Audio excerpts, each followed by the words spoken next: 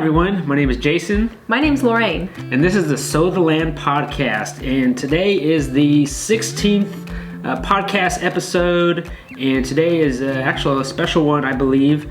And that in today's podcast, we're going to be talking about my health and kind of actually our health journey of living this homestead lifestyle that we live now. Yeah, this is the story of the journey we took that led us here on the homestead. So it's a very special one, and we're happy to share it with you.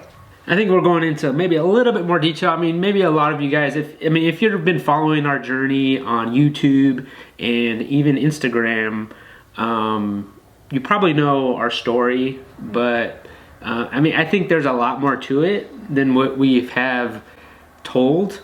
And I feel like we tell our story quite a bit, but I feel like maybe there's a little bit more to it, I think, that we could tell and we could share that and maybe help others.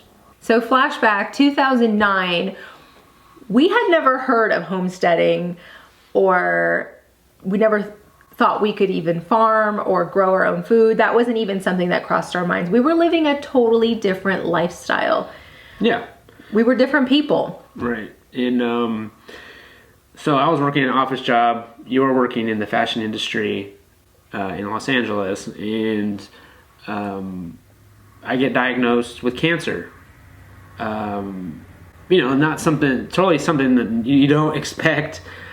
Especially, I had just turned 30 years old, and the symptoms that I was having is I started to have night sweats. I started to have rash, like just all over my body, like rashes. And I started to get a lump on my neck, which was like my lymph node was like swelling up. Mm-hmm. Now, we did numerous tests before we found out it was actually cancer. I think at first we thought it was maybe I was allergic to something, like it was something that I'm eating or something in the environment. I don't know. That's what we all assumed. That's what the doctors assumed, that, oh, you're probably just allergic to something. Maybe you need to eliminate some things in your diet. And so that started it on this health journey of like figuring out what's wrong with me. Mm-hmm. Still not thinking it's cancer. So the doctor thought it was allergies. Yeah. And then that's when I started to get a lymph node swelling up on my neck. And it started to get bigger and bigger. Yeah, and you had it for over a year, and that's a long time. Yeah, so it was like a whole year of trying to figure out if this is allergies or not. And so we finally went to a doctor, and they did a biopsy on my lymph node that was swelling up, and they said it was cancer. That didn't even cross my mind, any of our minds. Right. I remember when I got the phone call, you had called me, and I was at work. And I was working for a fashion designer near Los Angeles at the time, and I was just about to go into a meeting. There was a fabric meeting, and I got a phone call from you, and I answered it, and you were like, "It's cancer." And I was like, "What?" I had to sit down, and I actually had to take the call outside, and I was like, "What?" Yeah. I was just shocked, and I was like, "Do you want me to come home?" Right. That was my question, and you were like, "No, there's nothing you could do about it." Yeah, it was. I did coming home to be with you, but it was just really. It was weird. We were like, "What?" Yeah, it was this weird thing. Like it was just like, "Oh, it's cancer," and I'm like, "Okay, so what now?" And we haven't mentioned it before. The type of cancer that Jason had was Hodgkin's lymphoma, and it was stage 2. Stage 2 Hodgkin's lymphoma. So there's Hodgkin's lymphoma and there's non-Hodgkin's lymphoma. The non-Hodgkin's lymphoma, from what I've heard, from what I understand, is that it's the worst of the two. Right. So the Hodgkin's lymphoma that I had was the better one, I guess you could say. Which I never liked that term. When people were like, "You have the better one." Well, I mean, that's what they told me, like, well, that's a good kind of cancer, If you were to have a cancer, that's the cancer I would want. Yeah. That's still not helpful. No, somebody who has cancer. That's not helpful. No, it doesn't help. Just don't even say anything. Yeah. So, after that, we met with oncologists, and they kind of went over a plan of what our plan of action is. So what are we going to do? We did 12 months of chemo. No, it was 6 months of chemo.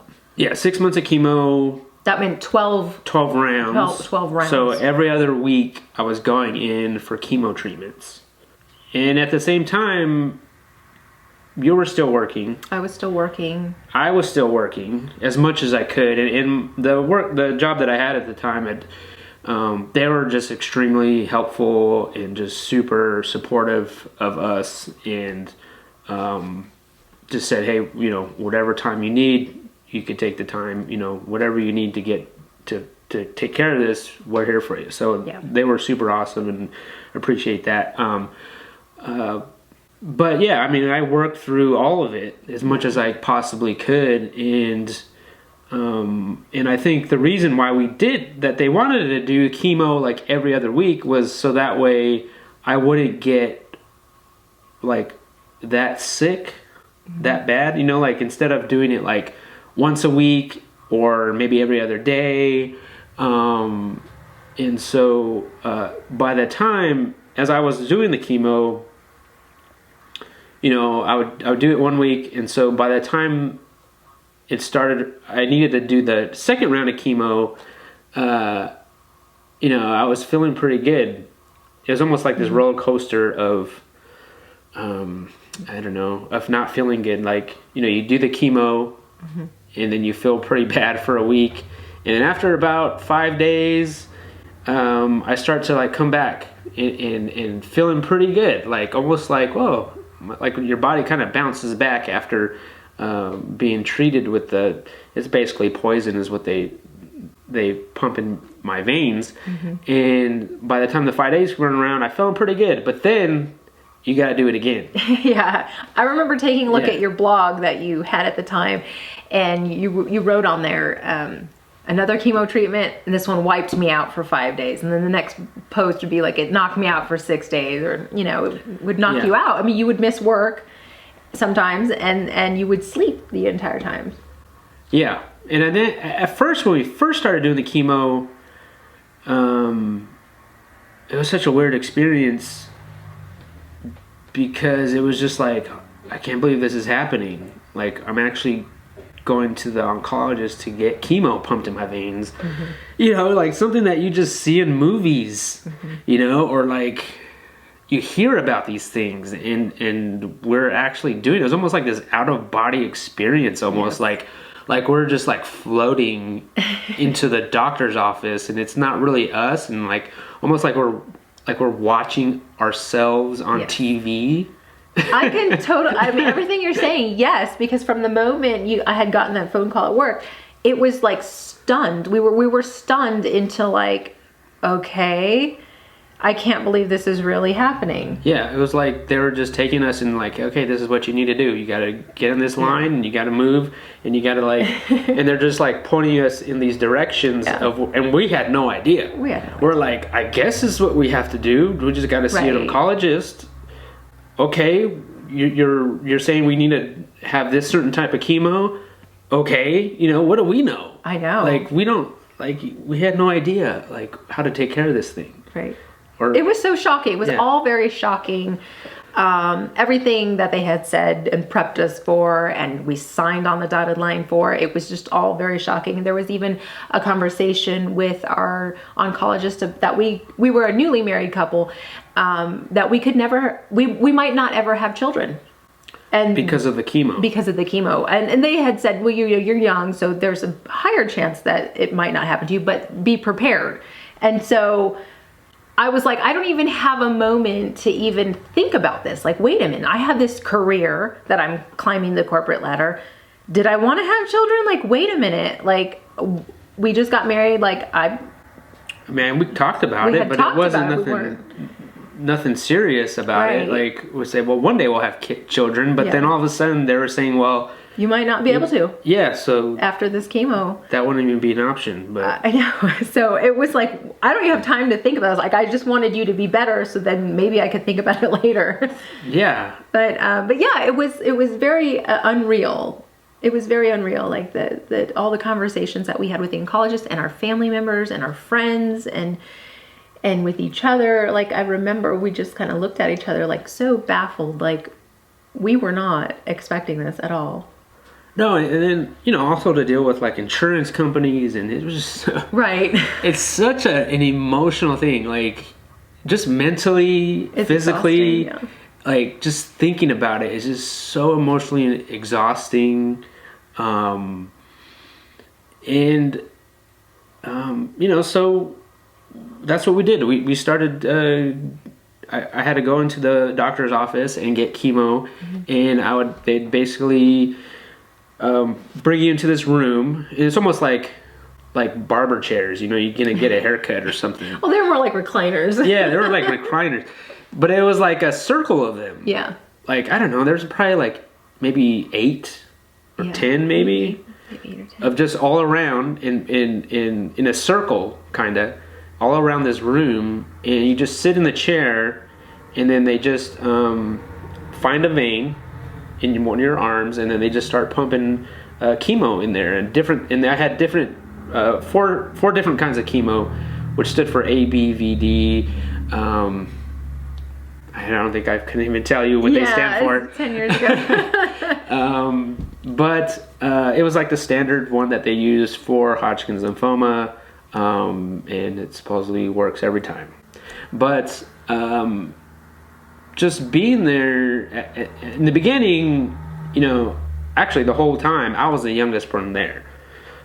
This was 10 years ago, when I kind of felt like it was still very shocking when someone had cancer, but I kind of feel like now a lot more people have cancer and a lot more younger people have cancer. But 10 years ago, I kind of felt like it was shocking. You were the youngest person by far. Yeah. I mean, the people that were sitting around you were either our parents' age or much, much, much older than that. Yes. And then there was a lot of people there that, mainly women who had breast cancer, that was huge, and then maybe lung cancer. You know, at the time I felt like, well, let's start with, you know, they were starting to like trying to find veins in my arm, which after the first time, like, it was not happening. Like, they couldn't find a vein in my arm.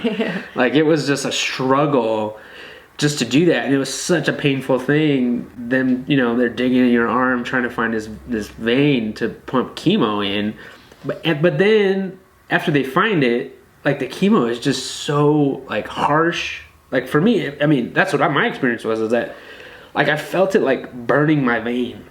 Like, it was just burning me. Like my veins in my arm was just burning as it was getting dropped in there. And I remember the next day, even like you had vein pain in your arm. Like, and I remember you woke up in the middle of the night, and there was nothing that I could do to comfort you. But I wrapped your arm in like a warm towel, but your arm was just like a throbbing pain. Well, it felt like your arm getting smashed in a car door. Like, that's what it felt like. It felt like I put my arm in the car door and someone just slammed it. And it was just like an excruciating pain. But like, I don't know. I think how we fixed that, how we got through that, was that I remember waking up in the middle of the night, and this was after like the first day of getting chemo. And I was like, man, this is going to be a long time. But I remember waking up in the middle of the night, and I just started drinking water, like insanely drinking water, like a lot of it. And slowly, after I started drinking this water, the vein pain started to go away. Yeah. And I really think it was because I was dehydrated, and I needed to drink a ton of water. Yeah. And that worked. Yeah. And so that whole time I was doing chemo, the rest of the time, I would drink so much water, because I didn't want that pain to happen, and it didn't happen. You ended up getting the port. Yeah. But after the first day, but that's another thing that, like, they didn't tell you about, like, you could get this port put in, where they don't even have to find the vein anymore. They would just basically plug you in, with this port, and that's it. And it was just so much easier, and we didn't know this until after the first day. I think a chemo patient mentioned to me, hey, how come you don't get the port? And I'm like, what is this port? So yeah, so I ended up getting a port in my chest, which basically it's under the skin. I still have a scar there, and it's like hooked up to one of your main veins inside of you. So all you see is like this little bump, almost like a button, almost. Yeah. And they just plug you in there. So that made it a whole lot easier. The rest of the time was having this port in. But yeah, I mean, so every other week we just did chemo. Yeah, we did that, and I made sure to take time off of work so I could be with you at every appointment, because you needed someone to drive as well. Because you were nauseous after your appointment after being injected full of poison, and so you were really nauseous. So I wanted to, and you were sleepy too, and so I wanted to make sure you got home safely. Yeah. And you had someone watching you for the rest of the day. Yeah, and you were there every single time, and my mom was there. Yeah. But yeah, I mean, I remember being in that room, and we used to see like people like they were getting pumped with chemo, and they would bring in like fast food, and they'd be eating fast food while they were getting chemo. Yeah. And it just like, I don't know, like. I think at the time we were eating fast food every now and then. That would like started us on this journey of like nutrition. Right. And I believe that moment also had something to do with that. It just seemed wrong. I know, it just didn't seem right. I mean, it did. Okay, but I do have to say, it's hard for us to say, oh, it's so wrong for you to have fast food while you're getting chemo. But a sensitive part of me does say, well, maybe those people didn't have anybody to cook for them. And I understand that going through this very difficult and dark time in your life, and the last thing you want to be doing is cooking in the kitchen and cleaning in the kitchen. It just seems easier, and it just seems to make sense to go pick up something that's already cooked for you. So I am sensitively aware that... I totally get that. Yeah, like it's hard. Nobody wants to be cooking at this time, cooking and cleaning, washing dishes. But but it did. But I do have to say though, it did seem wrong though, sitting in a chair receiving chemo for a life-threatening disease such as cancer, and you're eating like fast food. Like something did seem wrong. No, and maybe it also kind of maybe goes back to having a good support system around you. Like I had you to be there for me and like cook for you. Try to cook for me, but and say you don't need fast food. Let me cook a home cooked meal. Right. But yeah, that kind of like got us thinking also differently. Doesn't seem right. Right. I mean, another thing that I started to see was the same people that would be getting chemo, I would see them right after, like, smoking. Yeah. Like, they're still bandaged up from the chemo, but then they go outside and they're smoking. Yeah. That didn't make sense either, but... Yeah. It just made you really take a step back and be like, this is life. This is our body. What are we doing every day to our body that leads us to a point where we're not healthy anymore, where we need to be pumped full of poison that kills every living thing in our body so we can start over again. Like, it just really makes you think. Yeah. Yeah. And it just, like, we did not want to be in that room. No. We didn't want to be doing it anymore. And then, talking to the other people that were there getting chemo, a lot of the people there too they were like, they've been doing this for years. Yeah. They've just been in there, like, they go in like once a month or whatever and get chemo, and they've been doing it for years. And it's just like, at that time I was just like, my gosh, I don't want that to happen to me. I don't want to be in there. Like, how, what if I'm in here for longer than 6 months? Mm-hmm. Like, what if, all these thoughts start going through your mind. And then, as the weeks went by, I remember the first probably like 2 or 3 chemo treatments. I felt pretty good as far as like, I wasn't losing my hair yet. I wasn't feeling that sick after the chemo treatments. I mean, I felt a little bit almost like kind of like the flu, but it wasn't that bad. it didn't really start hitting me after maybe the third or fourth chemo treatment. Then I started losing all my hair. And your eyebrows and your eyelashes. Yep, everything. And I started to feel even like, even they weren't like up dosing. I felt like they were like giving me more dosage, but it was actually the same dosage, but I was feeling worse and worse every single time. Yeah. And they just said that was normal. So home life for us at the time while receiving chemo was you would come home from your chemo appointments, and then at midpoint you were, vomiting and sleeping.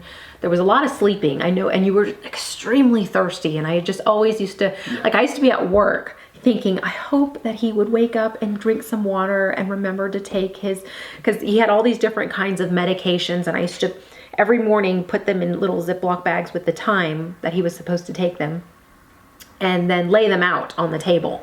And I remember being at work thinking, I don't want to be at work. I want to be home every day, taking care of him, making sure that he takes everything on time, making sure that he's eating something instead of sleeping. Or what if he doesn't wake up and drink his water, that he's so thirsty? And I used to just picture his body laying in bed, and I used to be like, he's so thirsty right now. And it just used to break my heart.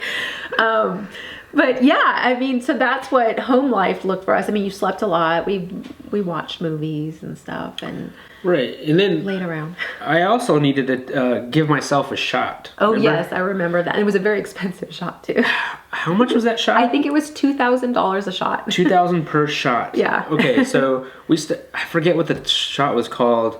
I don't remember what it was for. Well, it was to raise, I think, my white blood cells. Okay, yeah. Because when you get the chemo, it basically kills everything, all the cells, even the good cells and the bad cells. And so I had to take this shot after chemo. I think it was like the day after or 2 days after, where it would give me a shot in my belly and in my stomach, and it would bring up my white blood cells, so that way the chemo can also make you sick. So I wouldn't get sick, or hopefully not get sick. Sick as in the flu. Yeah, get something else, because I was getting the chemo and my immune system was not that great.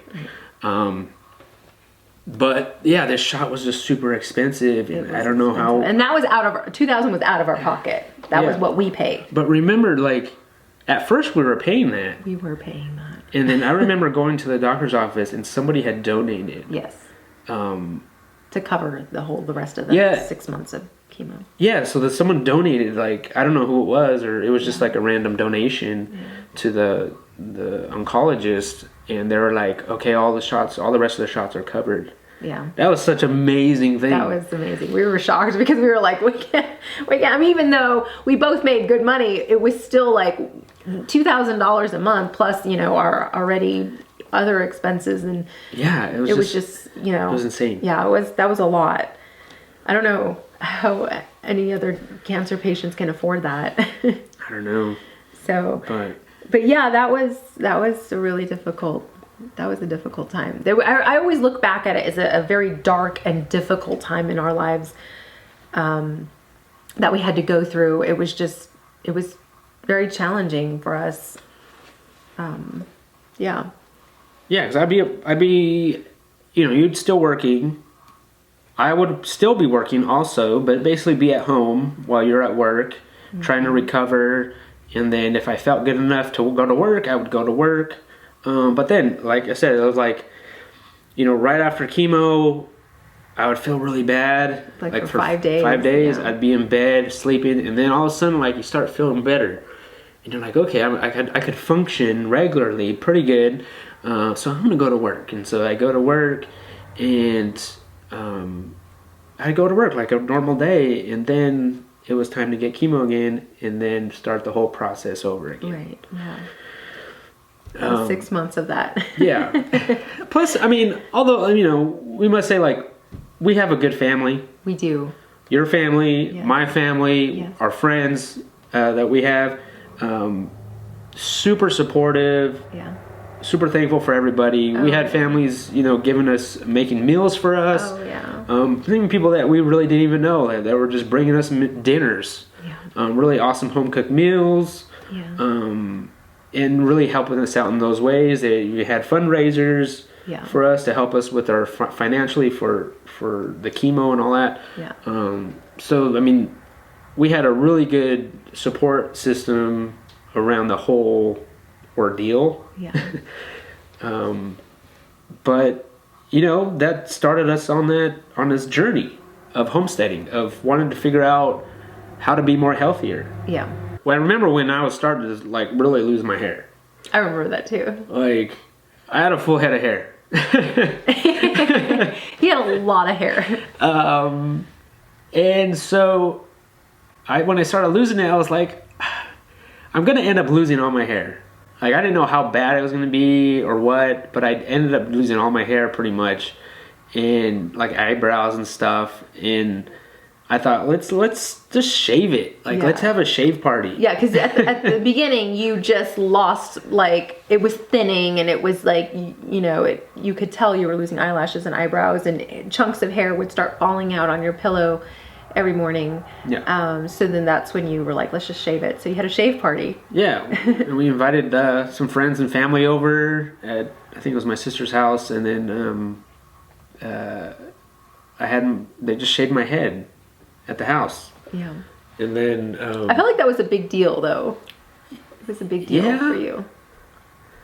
Yeah, I guess. I mean, it was almost like this, like you were accepting that this is what's happening. Yeah, I was. Yeah. I guess so. Finally, acknowledging it, that this is what's happening right now. Yeah. That we are going through chemo, and this is the reality. Yeah. Instead of holding on to no, my hair's not gonna fall out. No, I'm gonna not. It's gonna be fine. But we accepted that for what it was, and we shaved it. And then next thing you know, Grandpa was shaving his head. Mm-hmm. Your mom shaved. My mom shaved her head. Yeah, your mom had long hair. And yeah, then she's like, I want to shave my head. She got him right, and she sat down because we shaved his, and then we shaved your grandpa and your cousin, and then my mom sat down. She was like, shave my head, and she actually looked really good with a shaved head. Yeah. She left it a little short, and it looked really good on her. Everyone was like, wow, that's a new do for you. But my mom is super supportive, and she just loves Jason to pieces. So she would do anything for him, shave her head. So I think it was a good moment, I think, for me and for everybody to do that. But then after that, it was just kind of a routine almost of just going to chemo every other week. Mm-hmm. Feeling very horrible afterwards and wanting to throw up. And, we're taking pills for me being nauseous. Yeah. So I was taking pills to help me not throw up. And then also those same pills would create different side effects. Yeah. So you had to take more pills to counterbalance the side effects of the first pill, and then the other pills would give you a different side effect. So then you had to take more medication on that. There was a lot of medication on that. Yes, definitely. Oh, you were probably one big poisonous body. Yeah, and I just didn't feel, You didn't feel well. I felt green. I felt... You did look, I think... radioactive. Yeah. You weren't doing that yet. But you did look yellow. You looked a little jaundiced, when you would receive your chemo, you would come home and I remember looking at you just thinking, wow, you're so yellow. Yeah, I'm pretty sure people at work thought the same thing too. Oh, yeah. People at work, they'd be like, man, you just need to go home. What are you doing here? Yeah. You just got chemo done. Man, just go home. And I'd be like, well, I'm fine. I feel okay.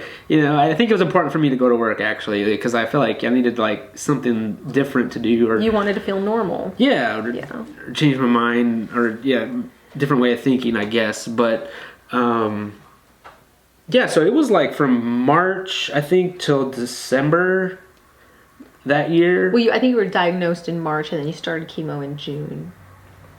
But it was that whole summer. It was the whole summer of and fall and winter. Just chemo. Yeah. Of doing nothing. doing nothing. We did nothing that year. But I think you can see the little seeds that were planted in our minds and in our hearts about like community and what are we putting into our bodies and our health, and like, can we take charge of our own health? Can we be responsible for it? What, if so, what does that look like? We had no idea. Remember, we were talking about like, you had cancer, and we were talking about people eating fast food in the chemo room, and we were like, that's not right, but what do we do? We didn't know. And so, you know, I was like, we need to start eating more vegetables to be healthy. We need to be healthy. And I remember, I think while we were having this conversation, I think I had pulled a Marie Callender's pot pie out of the freezer, and that's what we were eating for dinner. And I'm like, we need to eat like a salad or something. And so I went to the grocery store, bought a head of iceberg lettuce and chopped it up. And I might have thrown a few tomatoes in there and then like poured ranch dressing all over it. And I was like, okay, this is our salad. Like, we need to start eating healthy. We had like no idea where to start or what to do, but it was a seed that was planted in us. And we never forgot that. Like, we took one step in front of the other throughout this whole journey from 10 years ago to now, where we're at now. And it's been a journey. It's been a lifelong journey. And I remember, I know you tell the story all the time about when your last appointment of your oncologist and what she said to you. Yeah.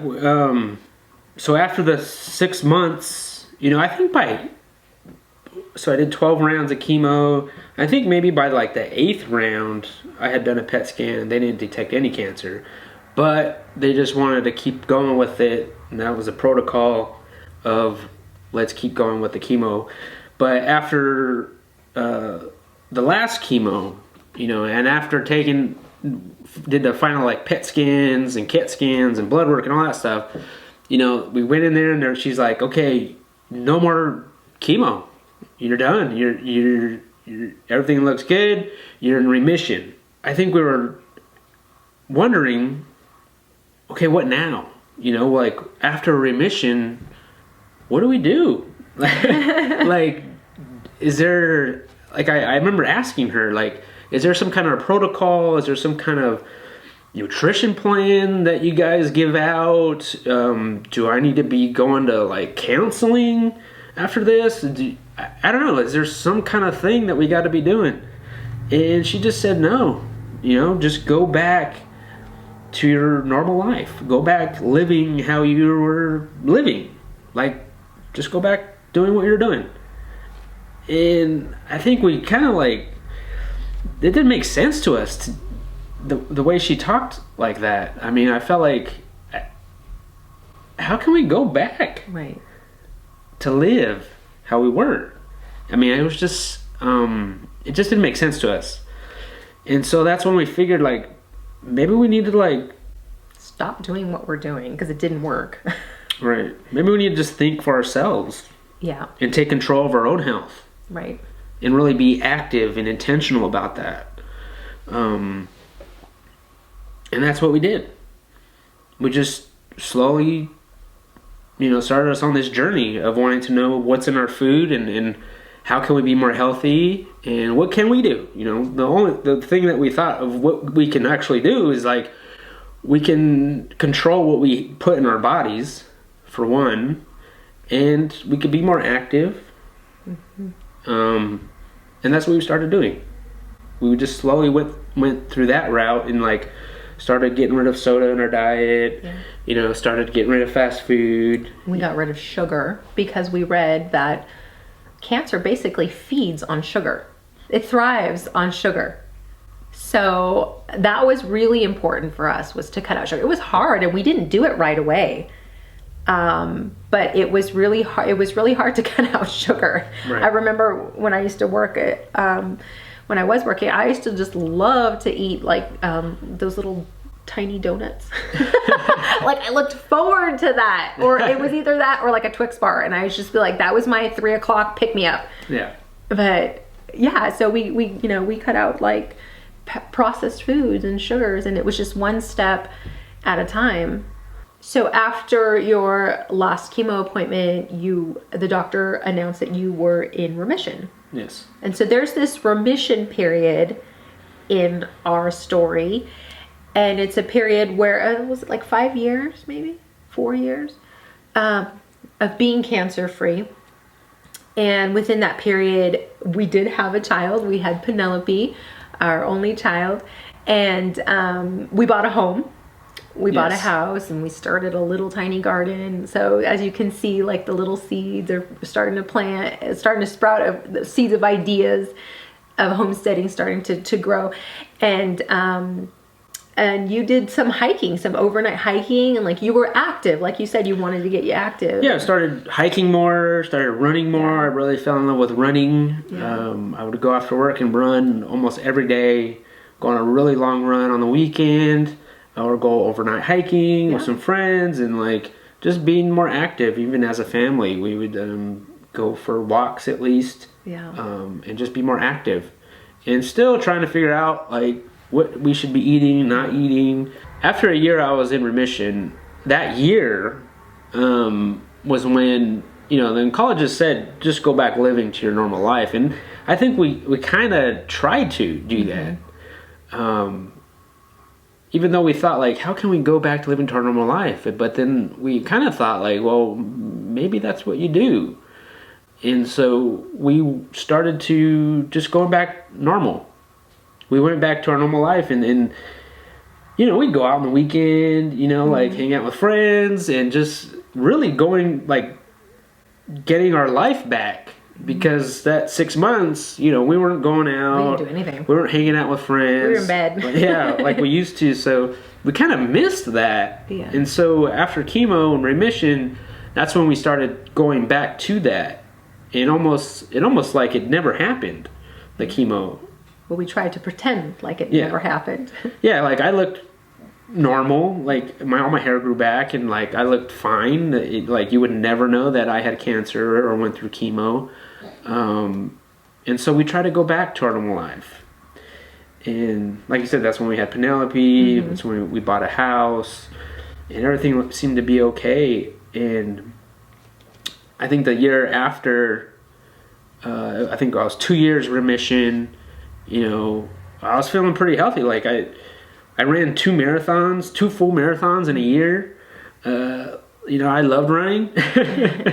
And I felt good. I felt like, man, I'm the best shape of my life. But I think slowly, I started to feel sick again. So I do want to share something that you had written in your cancer blog. This was a blog that he kept while he had cancer and he was going through chemo. But this was the last. This post was after he was announced in remission, and he writes, "I hate to say it, but I feel that cancer took a piece of me. I don't feel the same as before. I have different worries and stress that I didn't before. I feel like I was more worry-free before cancer.